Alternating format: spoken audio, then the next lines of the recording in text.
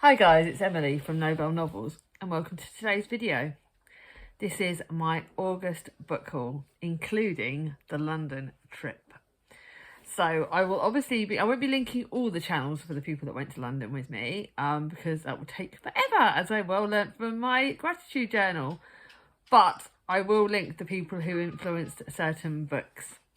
So I'll obviously link certain people. I have this video is like effectively almost like it was 2 parts, because the first book haul I did at the start of the month was for my holiday book haul, which was 16 books. I've since got, as I thought I'd added it up, 7 charity shop books, if you don't count the London trip. There is London trip books, but, and then 10 6 charity shop books, 10 books I bought in London, so that's 16, and I was gifted 3, so that's 9 books that are in this. I have admittedly received a box of books from the lovely Angela from Reading Off My Shelf, but I haven't opened them because they've only just arrived, so they're not counting, they're going on September's. Okay, that's it. I will link my holiday book haul down below, but I'm glad I did this in 2 parts, because otherwise this video would have been ridiculously long. I have done my maths, so I've added up how much I spent in London. The London trip money is separate to the charity shop money, because even though there were 2 charity shops in London, I'm still kind of counting them. I will tell you the price of them, but I will count that up. And then I've obviously got my holiday spend, so I will be letting you know how much I spent this month. And it is roughly, because I can't remember exactly, but yeah, I'm surprised Chris hasn't killed me in August. So first of all, I'll show you the books that I've been gifted, and then I will go from there. This might be a little bit leaning up and down, so actually I might have actually asked Thomas very gently if he'll move the table to me. So Thomas can bring me the coffee table. He's going to be lovely. He's going to be a very helpful little boy. Poor little love had an accident yesterday, so he's got a very bad cut on his head. Okay, so he's just bringing that over. So the first book I'll show you is the book that I got sent by the author, and that's Linden Falls by Joshua Hershey.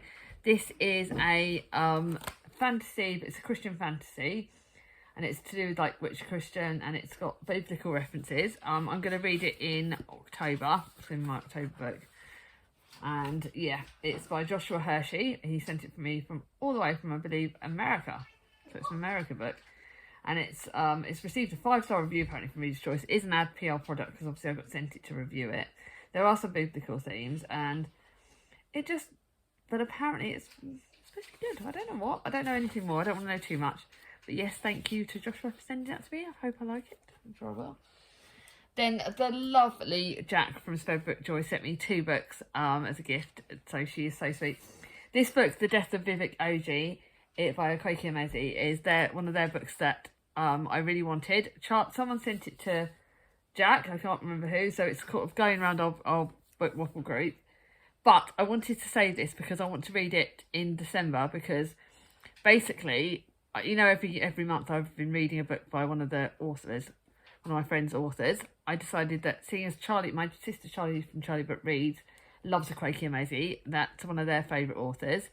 In October, that will be their book I'll be reading for that. No, sorry, December. Maybe November, I'm not sure yet. But in November or December, I'll be reading that. And everyone knows about The Death of Vivek Oji. It's written one afternoon, a mother opens her front door to find the length of her son's body stretched out on a veranda, swaddled in a quirky material. His head on her welcome mat. The death of Vivek Oji transports us to the day of Vivek's birth, the day of his protective grandmother, Anuna, died. And this is the story of an overprotective mother and a distant father. Charlie loved it. Thank you, Jack, for sending it to me. Then she didn't realise that I've got a copy of this anyway, because the lovely Alice sent it for me for my birthday. But I've got another copy. This is a proof copy of Julia and the Shark. I am happy to have 2 copies of this book because I absolutely loved it. I read it the other month, and yeah, I can't wait to reread it. I'm just going to have 2 copies and look at them pretty. And Swoops decided she wants to be in on this. So first of all, I'll be showing you the books I got in the charity shops. They're all £1, so that's really good. And obviously because I've got a bit more time, I'll talk to you a bit more. So the first one is The House in the Olive Grove by Emma Cowell, and Thomas's tablet's making a noise. There's PS3. And The House in the Olive Grove. I was supposed to get this by Tandem as an PR product, but for some reason I think my copy got stolen on my doorstep, which really annoyed me. So I decided that I saw this in Thames Valley Hospice, actually, near me, and for £1 I thought, do you know what, I'm going to get it. Actually, did I know? It's either Thames Valley Hospice or it was at Baz Books, I'm not sure. 3 women, 3 very different lives, one summer they'll never forget. Chef Maria runs a successful cookery school in her home village of Pentinani in Greece, but she is also running from the secrets of her past. Food journalist Kayla thought she was going to be, it was just another work trip. Right before she leaves for Greece, she discovers her whole life is built on a lie. And then jewellery maker Alessandra has always lived according to her own rules, despite what it's cost her to do so, but she has had some devastating news. I am saving this for next summer, because obviously I do read seasonally, so that's next summer's book, and I'm so excited about it. Amelia's just walked in, so I'm just going to quickly remind her that I'm filming right now. And then I bought a Victoria Hislop book, The Return, because after loving The Island, liking the August book, I decided I would read this. And I think this is another historical fiction book, and this is set in Spain, I believe. It's beneath the majestic towers of Alabama, Granada's cobbled streets resonate with music and secrets. Sonia Cameron knows that the city's sucking past, but it's here to dance. And then we've got a storyline in 1936, and it's to do with the army and things like that. So this one is a book that was recommended by one of the booktubers. I think it was Nikki at Red Dot Reads recommended this, so I've got this. Again, I'm not sure what sort of season does this look like. Let me know down below, but she's recommended it, so I'm saving it. So that was only £1. Then lots of people were talking about this because it won the National Book Award winner, and it was also shortlisted for the Women's Prize in 2018. Sing Unburied Sing by Jesmyn Ward. This is a sort of magical realism contemporary. It's intimate portrait of family and epic hope and struggle. Epic tale of hope and struggle. And it just looks magical, and a lot of people spoke about it, so I thought for £1, gotta get it. Then, actually, this is not in the right order. So then I also bought, after absolutely loving The Pilgrimage of Harold Fry, I decided to pick up Rachel Joyce's second book that she wrote, Perfect. And this has actually had good reviews on Goodreads. And this is set in the summer of 1972, technically counts as historical fiction. In the claustrophobic heat, 11-year-old Byron and his friend began the Operation Perfect, a hapless mission to rescue Byron's mother from an impending crisis. Winter, present day, a frost creeps across the moors. Jim cleans tables at a local cafe, a solitary figure struggling with OCD. His job is his relief from rituals and governs his nights. Little would seem to connect them, but the 2 seconds can change everything. This looks amazing. Then I must admit, I did cheat. I did buy this at my charity shop, and this is Wartime at the Chocolate Girls. So, The Secrets of the Chocolate Girls, this is the follow-on from the one I read recently. So there's 2 Chocolate Girls series. There's Chocolate Girls, Bells of Bourneville Green, and I think The Secrets of Chocolate Girls is connected to the one before that. And this is set in April in 1941, and it's a sequel to the one about Anne Gilby, and she's basically following on from that story. And I only read it not long ago, so I don't want to read it straight away, but to find the sequel, and it was only released I think this year, I had to have this. It's a wartime book, and I really want to know what happened to the characters in the last book. I say I'm going to wait. I must admit, I'm desperate to know what happened, so it won't last very long, but this looks really amazing. So those are, one more charity shop book, and I did buy this. This was a feel-good purchase because I think I can't even remember what it was. I think Friday I'd had a bad emotional day, and I'd had a day at work, and I think the weather was killing. It was a rainy day, and I needed something to cheer me up. So again, I saw this in Baz Books. This is Phoebe Patrick's latest book. It was on my Amazon wishlist, and I got it for £1. How amazing is that? And this is A Summer Escape Could Change Everything, The Little Italian Hotel. Admittedly, some of her books have been hit and miss. I loved The Library of Lost and Found, but I didn't like the recent book I read via her. And this is Ginny Splinter is a real people person, taking pride in the advice she offers to listeners on her popular Ask Ginny show. With a perfect home life, she's sure her husband Adrian will love the surprise trip to Italy she's planned. And then he has an unexpected thing that they have a divorce. Again, this will be saved for next summer because it's a summer book, but I'm really looking forward to that. Now to the London books, and I will explain who kind of influenced who, and yeah, I'm really excited by them. I'm not going to go into prices, but I think I'll let you know the charity shop prices that I believe there were, but like I said, that's counting in a separate So Thomas is going to be a bit more quieter. So in it was foils, I picked up buy one get one half price, and I did pick. Oh, actually, before I do that, I've just realised the first one I picked up in foils is my one for Victober. Like you guys know, I'm having a real classic slump. So to find a little penguin classics of the old nurse's story by Elizabeth Gaskell, this is straight away getting ready in October for Victober, because I love Elizabeth Gaskell's books, and Katie from Books and Things and Ross from Scally Dainty about the books. They all say this is a really good short story, so this will be saved for Victober, and it's literally only 52 pages. I need this. I need it. It will be read straight away, so hopefully that'll cheer me up. Then I did a buy one get one half price at foils, and this first one is one that, again, I've got 4 books by Lex Croucher. It's 3 or 4 books by Lex Croucher, and I've not read any of them yet. But this is her latest book, Trouble, by Lex. And Lex Croucher is an author that Katie from Books and Things has recommended. And she said this actually has chronic pain rep, or chronic illness rep. And it's the latest in the series. I mean, it's only the first in the series, but apparently the series don't have to be read in order. I will read these books. I just don't quite know when. I don't quite know which of the Lex Croucher books to read. So I might actually put a poll up and do that at some point.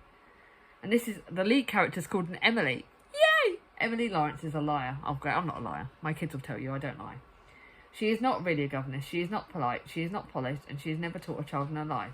The position was meant to be her sister's, brilliant, kind Amy, who inexplicably does like children. But with Amy unwell, Emily must put aside her anger and pretend to be someone she's not. I don't want to know anymore. It looks absolutely amazing, so I cannot wait to read this. Then the other one in the buy one get one half price is The Fine Print by Lauren Asher. Now I again didn't read it in order. This is the first in the trilogy of the Billionaires. It's the Doodah Billionaires series. But I read the last because I got sent it by Tandem, and I need to get Terms and Conditions, which is the second, and this is the first. And this one talks about the first brother, the brother Rowan, who we met in the last book, and I really want to read this, but I might wait until I've got Terms and Conditions. And Rowan's story is I'm in the business of creating fairy tales, production companies, 5-star hotels, theme parks. Everything can be mine if I renovate Dreamland. Hiring Zara was a great plan until I fell for her. And this is his romance with Zara. And it looks amazing. I can't wait to read this. So to find this in the buy one get one half price, it's part of a series. I'm keeping the series. Why not? Then the first shop we went into was the lovely Waterstones. I can't remember. I did say in my gratitude journal which Waterstones it is. But look at this, guys. I think I showed it in my gratitude journal. It's Love Struck by Laura Jane Williams. I've got pretty much all of Laura Jane Williams' books, bar a Christmas book she published last year. So I need to get that bloody Christmas book. And I've kept all her books. So this does say something. But it is a bit of a cover buy because this is stunning. Yes, it's pink. Alice from the Giant Bookshelf has got a giggle with me about pink bloody books, and I've bought 2 or 3. I'm not counting as Trouble as pink, because even though it's got a bit of pink on it, it's green. This is about Rebecca Calloway is really calling it. She's ready for Mr. Right, and she's ready right now, even if she goes as far as to hold a manifestation ceremony for him. When she receives a text from her ex 5 minutes later, she knows it's a sign. The problem is she doesn't know which way it's pointing. This looks amazing. I can't wait. Now, the next one was recommended for me by Leanne from Leanne Rose, who knows this author. She knows Benjamin Dean. And this is The Secret Sunshine Project. And this is connected to Me, My Dad and the End of the Rainbow, which I thoroughly, thoroughly loved. And this is connected to that. And I really wanted this. I wanted this for ages. So, again, I bought this in the buy one, get one half price with Love Struck. And this is, last summer, B, Riley, Mum and Dad had the best day ever at London Pride. But a year later, everything has changed and a grey cloud is following the family around. When they moved to the countryside, Bea decides to do whatever she takes to clear the clouds, especially for her older sister Riley. With the help of new friends, can Bea bring Riley's sunshine back? Good. This looks amazing. And apparently, Olivia said that the author's amazing and really nice, so I can't wait to read this. Then a book which apparently counts as pink because of the spine. Thanks, Alice. Love Me Not by Kirsty Capes. I loved Careless by Kirsty Capes. It was one of my favourite books of the year that I read it. I did buy it in hardback, so I wanted to wait for this to come out in paperback because I do prefer paperbacks. And this is, I'm really excited, and Alice loves this author, and I think Alice has read this, I'm not sure. Lucy Banbury is fine until she's not. Lucy Banbury isn't the sort of person that everyone gets along with. She's prickly and secretive, and she likes everything ordered just so. But things couldn't be going better for her. She swims 3 times a week, she's on the cusp of a huge promotion at work, and she's dating someone perfect on paper. Until she discovers at a family wedding that she's adopted, her whole world is shattered. Those cracks that she's taken years to plaster over are beginning to surface, and she's not sure how much longer she can keep her secrets hidden. This looks amazing! I can't wait to read this. Then another book that Alice has inspired. Yes, Alice. I think she's inspired most of the bloody books I bought that day. This is A Closed and Common Orbit. So it isn't just inspired by Alice. It is also inspired by the absolutely amazing Gem from Gemma Books. Gemma Books got me to read The Long Way to an Angry Planet in January. And it's up there. Still is up there as one of my favourite books of the year. I have the 3rd book, which I got in the charity shop. So I was desperate for the 2nd book. All I need now is the 4th book. And again, apparently they don't have to be read in order, but I think I'm reading them with the girls. So this is, oh my god, I can't wait to read this. Basically, Alice saw it first, but she didn't get it. She gave it to me, so true total friendship moment. And this is about Lovelace, and Lovelace is the ship's artificial intelligence system. And if you're in the 1st book, something happens. I can't really tell you too much. But she was damaged and everything, and she was forced to, can't say any more than that. But this book also talks about Pepper, who is an engineer and who risked everything for Lovelace. And this just looks so good, and I can't wait to read it, and I'm just so excited.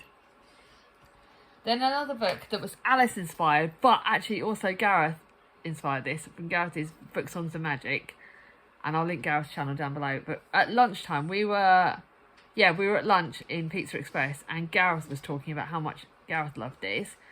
And also, I think it was either on the way to this shop or... I also spoke to Ross from Scally Dangling about the books about this tomorrow. And Ross said that this has got chronic pain rep. So either before or after, Ross did speak about this. But Gareth and Alice, I said tomorrow is one of her favourite books of the year. I think my sister Charlie loved it.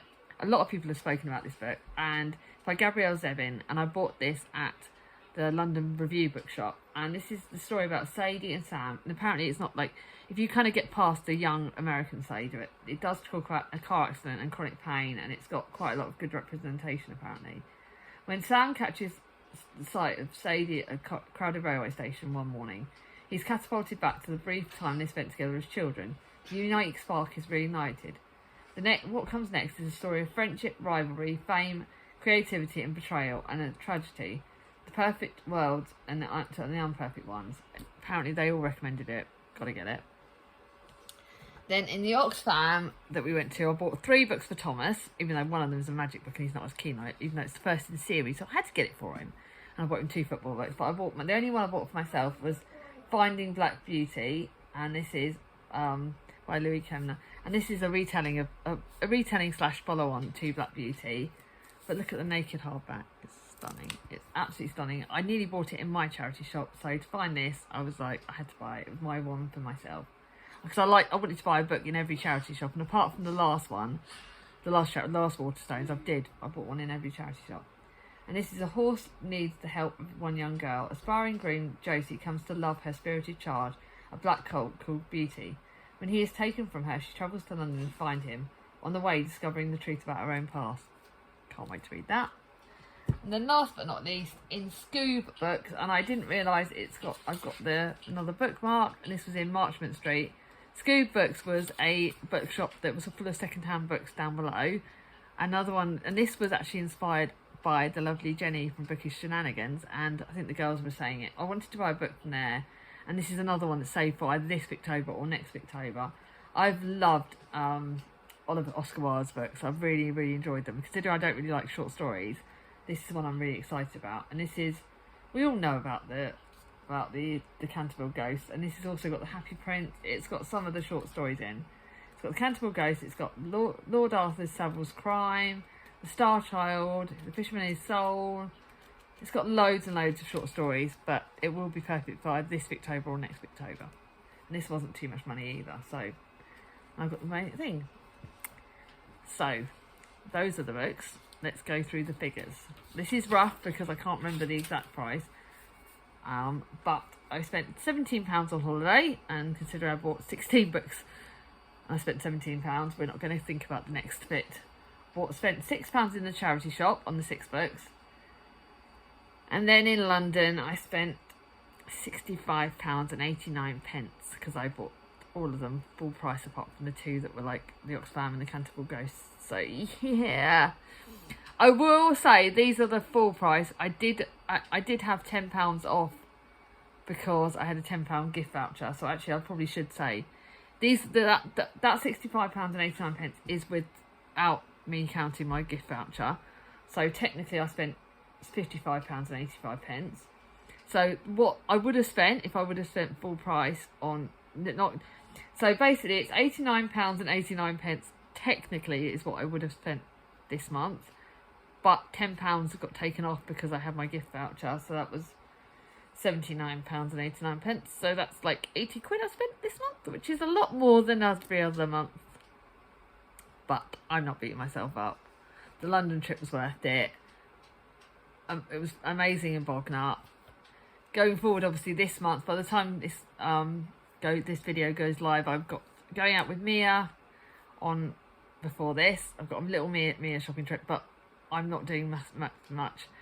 We would have already gone to Windsor, and I will be going to Woking with Charlie, my Charlie book reads, as our trip. So let's see if I can be better behaved this month, because they will all be charity shop books. I think I've got one book that I'm getting full price at the end. 1 or 2 books that I'm getting full price at the end of the month. So my aim is to get the next Before the Coffee Gets Cold book full price. And I'm also getting Beth O'Leary's new book, but that's coming out right at the end of the month, so that may end up going on to October's book haul. I'm not entirely sure, but we'll have to see. But if you like this video, let me know in the comments down below, what books are you most excited about that you bought in August? Are there any in particular you want to recommend to me for next month and kill my bank balance even more? Are there any of these books you think I should push up and read soonest? Let me know down below. If you like this video, give it a thumbs up. If you're new to my channel, not subscribed yet, ring on my ding-a-ling. I'll see you all soon. Bye bye.